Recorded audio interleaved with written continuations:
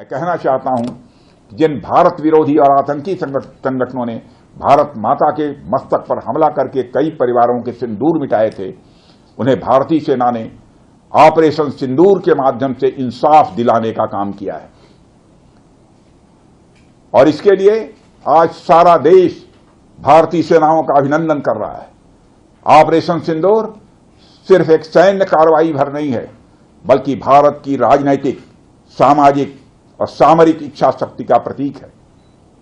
यह ऑपरेशन आतंकवाद के खिलाफ भारत की दृढ़ इच्छा शक्ति का और सैन्य शक्ति की क्षमता और संकल्प शक्ति का भी प्रदर्शन है।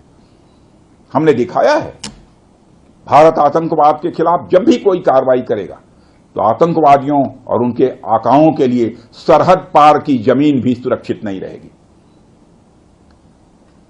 भारतीय सेनाओं ने ऑपरेशन सिंदूर को पाकिस्तान में मौजूद आतंकी ढांचा ढहाने के उद्देश्य से लॉन्च किया था।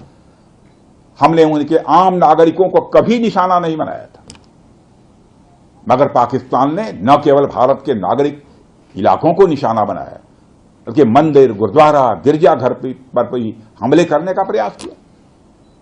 भारतीय सेना ने शौर्य और पराक्रम के साथ साथ संयम का भी परिचय देते हुए पाकिस्तान के अन्य ठिकानों पर भी प्रहार करके करारा जवाब दिया है।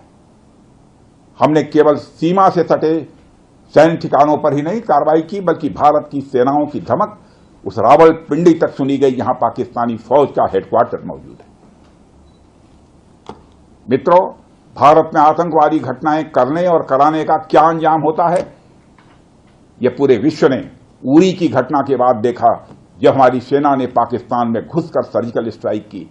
पुलवामा के बाद देखा, जब बालाकोट पर एयर स्ट्राइक की गई, और अब पहलगाम की घटना के बाद दुनिया देख रही है कि जब भारत ने पाकिस्तान के भीतर घुसकर मल्टीपल स्ट्राइक्स की हैं।